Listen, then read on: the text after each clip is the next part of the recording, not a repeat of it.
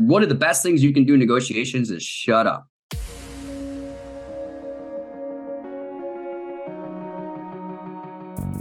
Agent Power Huddle is a daily jumpstart, giving you all the tools you need to create an amazing real estate career.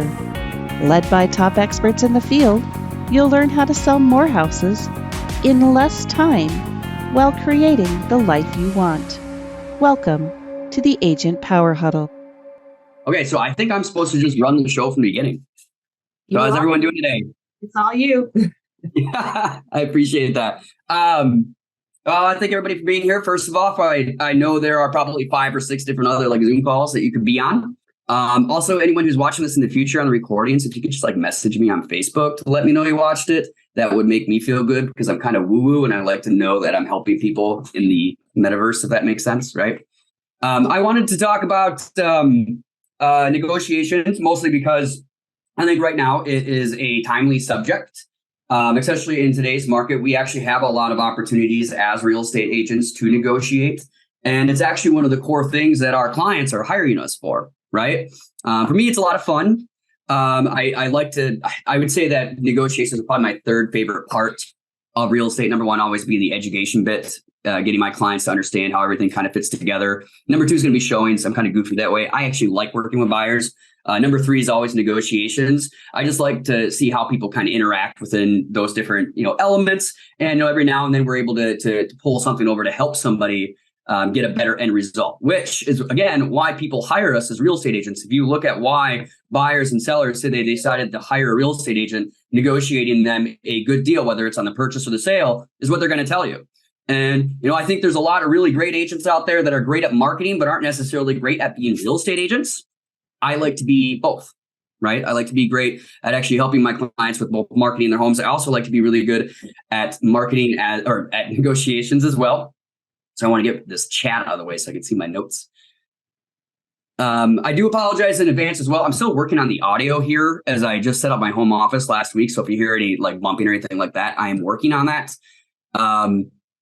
I always like to tell people that, what's going on in the market from week to week and what's going on that way. I would say in the last 90 days of last 10 deals that I did, 9 of them had some level of closing costs included in them, right? If you are representing buyers or you're representing sellers, you need to know how to negotiate around closing costs, not just purchase price. I always tell people that the offer as a buyer is not always one in the purchase price, it's one in the terms, right? So I always like to have a conversation with people up front about those things. But we're seeing inspections today. Back in 2020, 2021, a lot of you were in that market at the same time as I was. You probably remember we weren't seeing a lot of negotiations. It was just, we got to offer what it is that we can, and we got to really give away the farm in order to make that work, which was also another type of negotiation. In today's market, the negotiations are usually that we can actually work around timelines, price points, maybe additional contingencies, not always just inspection contingencies, but appraisals, sale contingencies. I've seen a few situations in the last couple of months where I was able to get a buyer's offer accepted when they had a sale contingency, which is not always an easy thing to do, right? And I think if you are someone who's going to spend time learning how to negotiate well, you're going to take time to be diligent about it, this is your market to shine. You can really do a good job for your clients, and they will tell other people that that you did a great job negotiating for them. And negotiations aren't always about what's going on in the purchase agreement when they're making an offer. Problems come up, right? Recently had a problem come up last night that we're actively working through. There's a lot of different opportunities for us to be skilled negotiators. I always tell real estate agents that oftentimes we are shock absorbers for our clients. Something goes wrong in a transaction, we're the ones who have to take the hit a little bit, and we have to work through those things. And it's our job to explain to them how these things all kind of fit together as well. So again, if you show up a little bit late, if you don't mind, and I know a lot of you are driving, a lot of you are walking, if you could turn your camera on, just if I can see people nodding or at least picking up what I'm putting down. The click is what I really like to see. I like to see people understand what it is I'm coming at. So if you can turn your camera on, you can nod, you can really be helping me out as well. So thank you, Petra. Appreciate that. I always tell people to take 70% of what I say. There's so many different ways to run a real estate business. You don't have to, believe that my strategy and my philosophy is gospel. There's many different ways for people to run their real estate business. If you disagree with something that I say, that's perfectly fine. You're allowed to do that, right? Autumn, do I have to keep admitting people in here, or can you help me out with that? No, I'm letting them in too. Okay, lovely. I'm sitting here. I'm like, do I have to follow this up the whole time too? I'll tell you a little bit of my history. I've been in negotiations since I was 19 years old. I actually used to be an asset recovery specialist, which is just a really fancy way that you would write it on your resume that you were a debt collector, right? That was one of those jobs that you really had to leave your heart on the outside of the office. But I was working with people who were anywhere from a year to 2 years, potentially 3 years behind on a specific bill. Typically, credit cards. I refused student loans and I refused debt, but I was pretty good with collecting credit cards. And that was a different type of negotiation as well. But it taught me in those first 3 years in that business how to have conversations with complete strangers, how to work towards a different resolution that maybe not everybody really wants to work towards, and how to actually structure things so that you can get them to actually want to take the steps and the actions that you want them to take, right? And in real estate, oftentimes we have to have tough conversations with our clients. And I felt like that was a career where it taught me to walk people through a potentiality to resolve some of their situations as far as how much debt they owed. Maybe they had significant issues. We were able to settle debt. Someone owed $1,800 on a credit card. I might be in a situation where I can settle that debt for $1,200. Maybe I'm not going to be able to get them to pay off the entire balance, but if they haven't paid their bill in 2 years and I'm able to get the creditor $1,200, that's better than what they got yesterday, right? Which was nothing, right? So if we can work to help people through negotiations. I learned in asset recovery, right? Debt collection, how to work people through those things. And again, it was a different type of negotiation, right? At 23 years old, I was in auto sales for 18 months. I got recruited into real estate.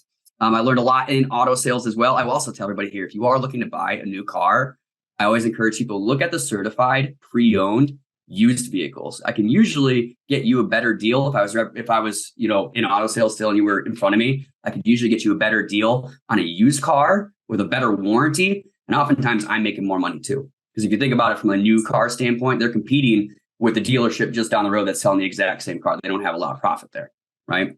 So I know where it is that I can negotiate in those areas. And as a salesperson, if I had someone looking at a new car a lot, I might be able to get them a better price on the used car, and I can still get more money as well for me as far as the gross goes, as far as the commission, right? So everybody wins, right? And that was actually one thing I learned in auto sales right away, was always have another idea, right? If this house, in this situation, this car doesn't work for you, wait, I just want to show you something that came on a lot yesterday. Right? This house maybe doesn't work for you, but I actually saw one just last week I think that you should know about, right? I've had clients be like, I want a house that's a 4-bedroom, 2-bath. Well, what if I have one that is a 2-bedroom, 1-bath, but it's got an unfinished basement and we can finish that, right? So working out different things, always have kind of that next idea in place. I learned that in auto sales. Real estate, I started at 25. I'm 33 years old, right? I'm told that age is a curable disease, so I'm actively working on that. But I have been in negotiations for 15 years, right? At some various level. I've made negotiations a diligent effort in my practice and all my life, because I want to know how it is I can best serve my clients, right? It's been a big focus of mine.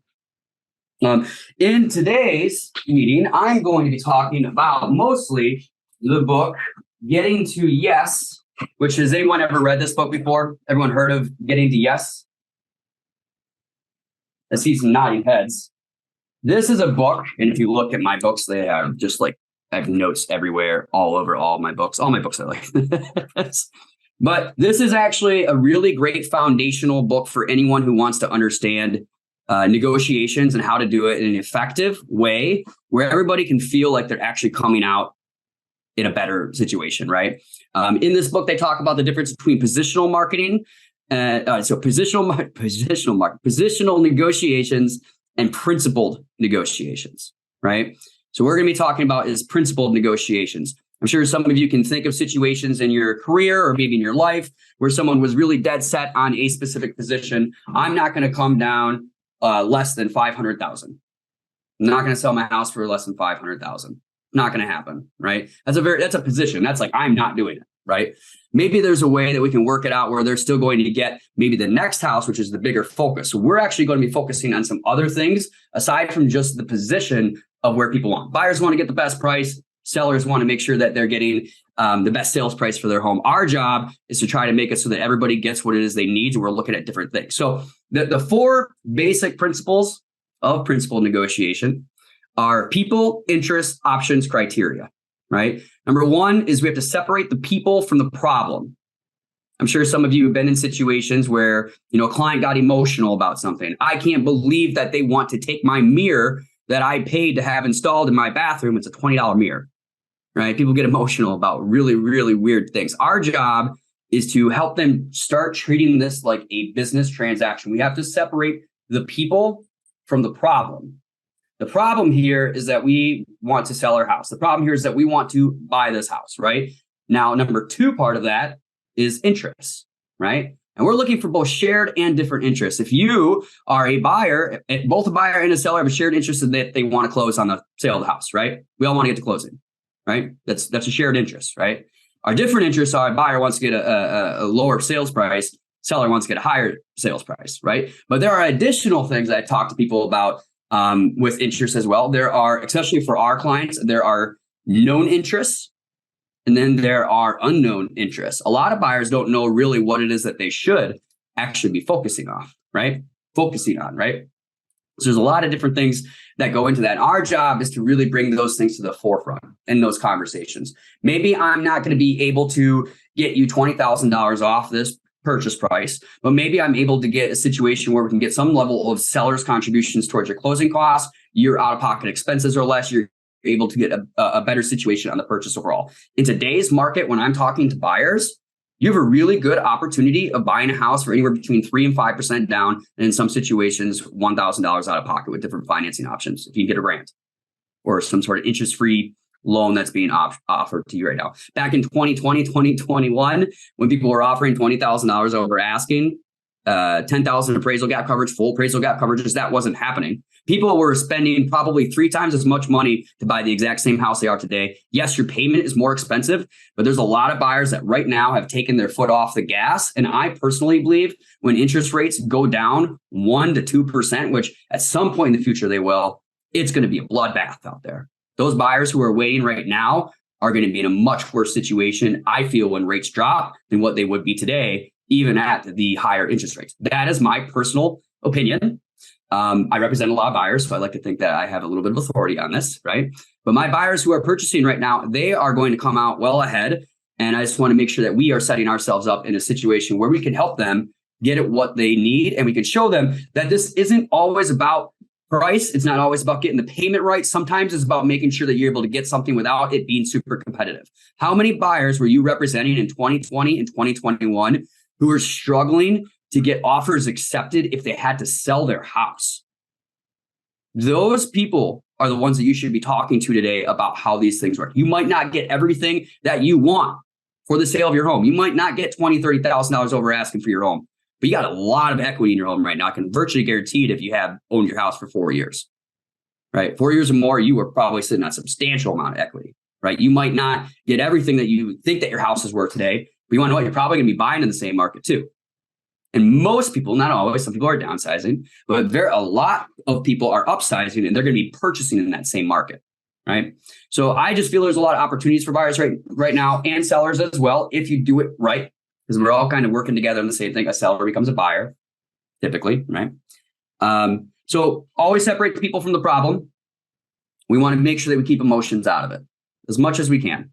And sometimes that's hard to do, even for us as real estate agents, especially for real estate agents who are struggling. They need this next deal to close in order to pay their mortgage, right? This is why I'm a firm believer in making sure that you have an established pipeline and making sure that you're working with a lot of different clients, not just 1 or 2 clients at a time. You want to make sure that you're actively keeping the pipeline full so that you're not going to have commission breath. You're going to be able to negotiate a whole lot better if the negotiation is not going to be what pays your mortgage next month, right? So separating, looking for both shared and different interests, right? Shared interests, we all want to get to closing. Different interests, buyer wants to have an inspection. They want to feel like they're getting a solid house. The seller wants to get their house sold so that they can get an accepted offer from the house that just came on the market yesterday. We have different interests there, but for a buyer, I might be able to negotiate a better deal for my buyer client just because I know the seller's going through a situation like that, right? It's a different interest, right? And that actually ends up working out to everybody's advantage. For a seller, it might be a situation where they need to stay there another 90 days before they can get that next house, right? That is an interest to the seller to have a buyer who's willing to agree to those terms. Make sense? So shared different interests. We always want to look for those things. And again, we're looking for the known and the unknown. As real estate professionals, I feel like we know a lot more about what goes into a real estate transaction than the average consumer. And it's our job to bring to the forefront those things that maybe they aren't considering today, right? Those are where we can do the best for our clients. Again, the offer is won in the terms, not the purchase price, right? Anyone here ever had a cash buyer that thinks in multiple offers, they think that they are definitely going to get an accepted offer no matter what, right? I always tell my cash buyers, my cash will get you the front of the line, but won't necessarily win you the deal, right? Seller cares about that you're going to be able to get the money. They don't care how you got the money.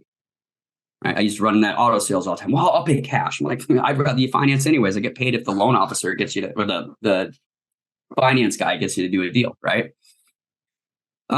So number 3 is going to be options, which, in different types of negotiations, sometimes it's a conversation of what options entirely are available, and it's more of a collaborative effort, right? I can think back to when I was in debt collection. I mean, your option is pay this in full today, which, that would be great for the creditor. Option B is we settle that account at 80% of what you actually owe on it. Option C is you set up a payment plan on the balance. Option D is you set up a payment plan on the settlement that we're going to agree to this way. Option E, which is BATNA, which we'll talk about here in a little bit, is we don't do anything, right? Nobody wins in that situation if you're a creditor, right? I feel like if you're a buyer and you decide to walk away from the house, that's not necessarily a loss to me. We're going to go find another house, right? It just wasn't the right one for them, or at least not at that price. Right. And when I run in negotiations like that, where I'm representing a seller and a buyer's agent tells me, well, we're just not at that price, we have an opportunity to come back to that person like, well, what would it take? I just want to know. We probably won't get there. I would just like to know, because maybe there's a situation in another 2-3 weeks, our house isn't selling, we're not getting much activity, we're not getting much traction on it. And maybe I can go back to my seller and be like, remember when we had this offer? Are you sure you don't want me to go back and just have a conversation with that agent about where they were at? We don't necessarily have to go to the price that they were at. We can maybe make another counter to them, right? If I get an offer on a property and it's the only one I have, I'm going to work everything that I possibly can to get a deal done for my client, right? What I know, when I got a buyer interested in a house, is I got a buyer who wants to buy something, right? I'm seeing a pre-approval letter. If they don't have a pre-approval letter, they're not making an offer, right? Like, it's not a real thing. Number 4 is going to be criteria. And this is actually a really good strategy for anyone who's, working with a lot of listings right now, or maybe you are in an active negotiation on sale. When I'm talking to a buyer and I'm representing sellers, whether they come through an open house, which you'll never catch me in an open house, by the way, but let's say you're at my open house, I might pull out the comparable properties in that neighborhood, both sold, active, and pending sales, because I want to show them that where we are priced at is totally reasonable. It's based on objective criteria.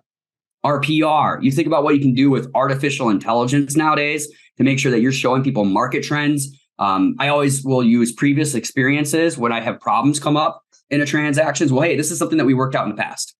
This is something that we did. That is objective criteria. We're basing the next decision that we're about to make off of something that we've seen happen in the past, right? So we're using past experiences to get information there. All right. BATNA, best alternative to a negotiated agreement. Sometimes it's okay to walk away. When I was in Egypt last year, I was in the Egyptian markets, and I loved this strategy so much. I would just go out there and they'd be like, oh, 30, I can't even remember the currency right now for Egypt. It was like $30, right? I'd be like, 15. No, I'm not going to do it. And then you just start walking away and they're like, oh, no, we'll do 20. I just watch those things kind of come down. Sometimes walking away is a strategy. When I'm representing buyers and I know that they really like a house, but it's only got their offer on it and the seller is unwilling to come back to those terms, I prepare my buyer clients for longer negotiations. Has anyone ever had a negotiation that took longer than 2 weeks before? I have, right? Now, I would rather get it done in 30 minutes, right? Just like everybody else. But there are some situations where a seller doesn't want to come down in price. And so what I got to do is I have to establish communication, make sure that they're keeping me looped in so that I know if there is another offer, we can work through those things. After best alternative to a negotiated agreement is going to be kind of the collaboration phase, which I really touched on a little bit just a few minutes ago. which is coming back to people and be like, well, what would work? Maybe not this. Maybe not this house. What about this house? There are some listing agents, when I talk to them, my buyer looks at the house and they don't like it. And, I give them the feedback. That agent reaches out to me, hey, I know they didn't like this house, but hey, I got another one coming up next week. Right? Maybe you reach out to that listing agent and they sell a lot of houses in that area. Like, hey, I got a buyer who's been looking to purchase in that area. Can I have a conversation with you if you have something that comes up that we can talk about? Right? Anyone here have a certified negotiation expert credential? Yeah, Sarah's like, I do. Yeah.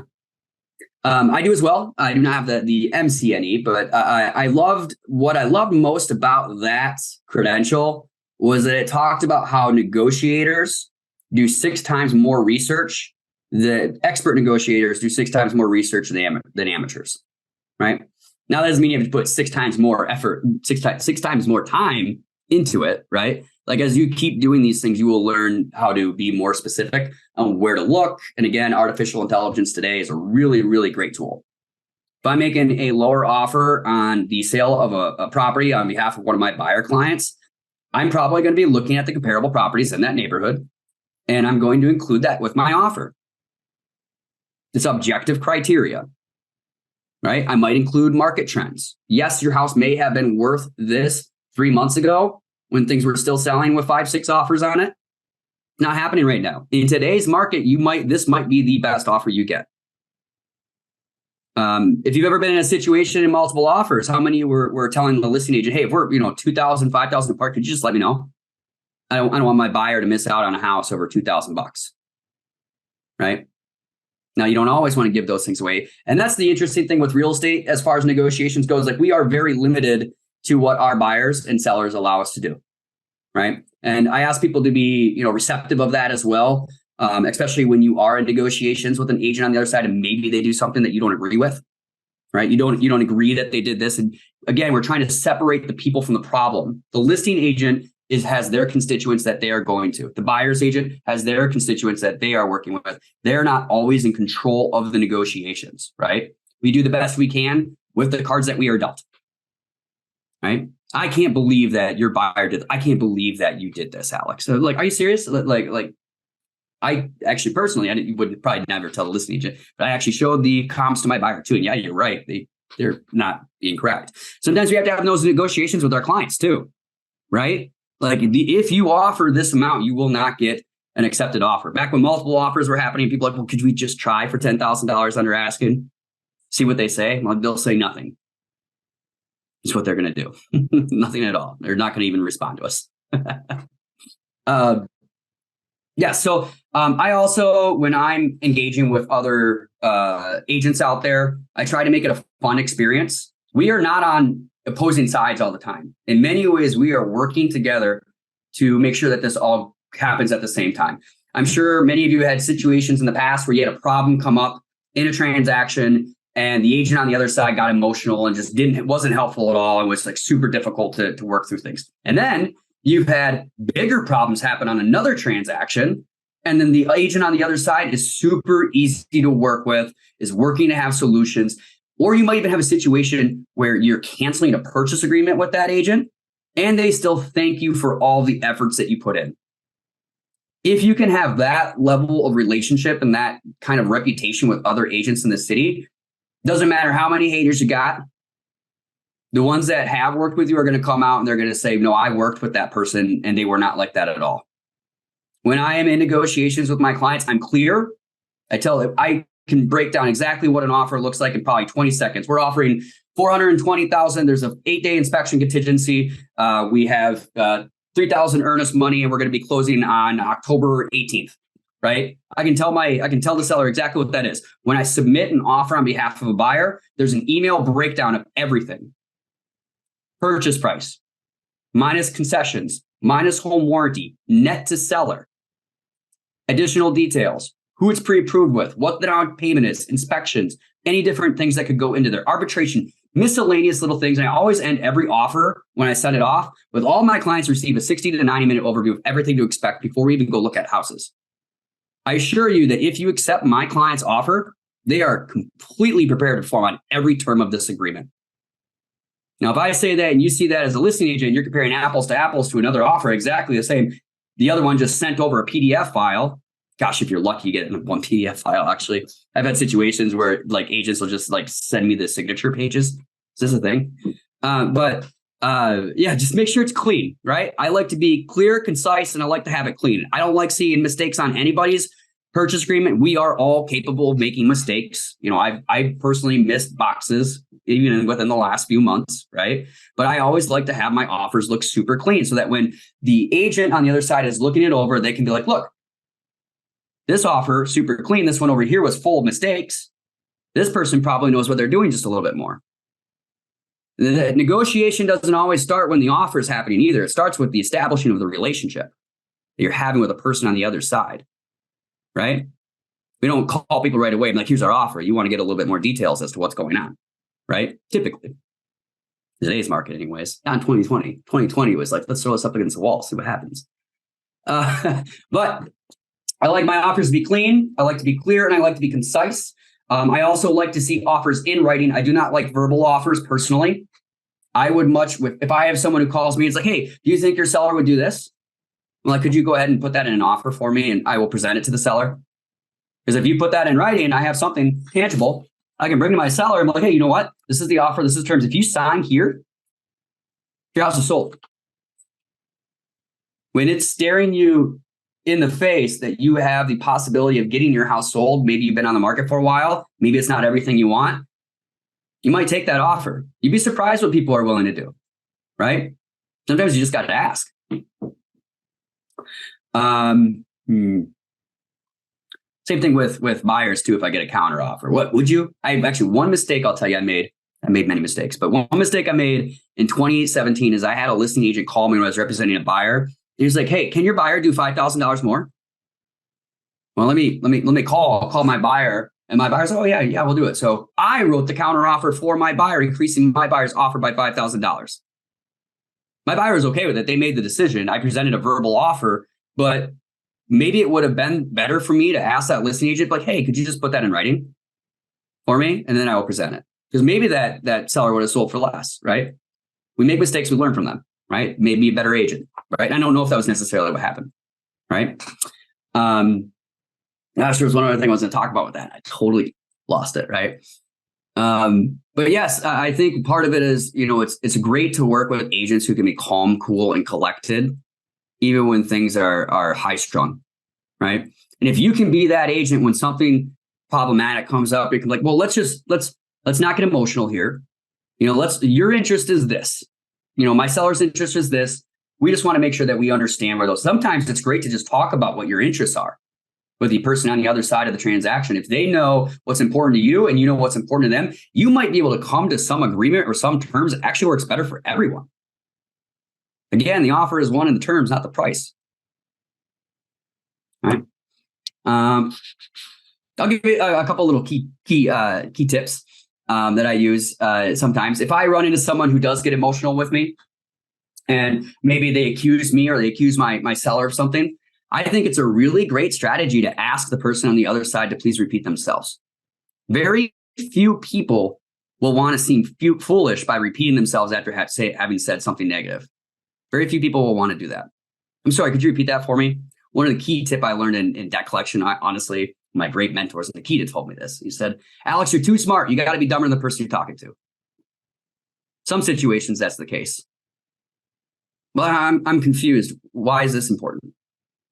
Like maybe you know it, but I want to hear why. I want to hear them say it. I want them to see this as a bargaining chip, right?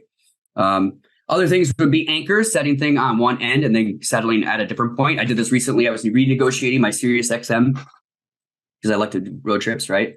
And they were trying to tell me it's $35 a month. I'm like, $35 a month? I don't think I paid that last year. Right? I got them down to doing $4.99 a month plus tax, right? I'm like, I'm not going to pay you that. Like, are you crazy? So that's an anchor, right? You're setting yourself to a specific area. Tie downs are also situations when someone says something to me like, hey, the buyer wants to ask for 3% in closing costs. I might just say closing costs. That's Chris Voss taught that one. Just repeat the last word of what they just said and makes them think just a little bit more because it makes them kind of open up a little bit. one of the best things you can do in negotiations is shut up. There's a really great Zoom call I was on the other day where, and I know we're running out of time, where the agent who was presenting told me, don't give them multiple choice answers. Don't give them the answers. What is your biggest fear about this? Don't say, what's your biggest fear about this? Is it, not closing on time? Is it not getting the money you want? Don't give them the answers. Let them tell you. You might be surprised at what you hear. Right. And now we're kind of at the end here. So I'll open up for like a few minutes of quick questions, and then, we'll jump off. All right, Adam, I don't think anyone's got any questions. I think they all know how to negotiate now. Hey, Brittany. All right. Well, thank you, Alex. Everyone have a great start to the day. Get after it. If you'd like more information or to get connected to the Agent Power Huddle, join our free Facebook group. This call was designed for the agents in our EXP organization, but open to any agent from any brokerage. If you're a guest and you're interested in learning more about EXP or our specific resources within the Agent Collective, reach out to the person who invited you to this call to get more info. Produced by the Agent Collective Media Network.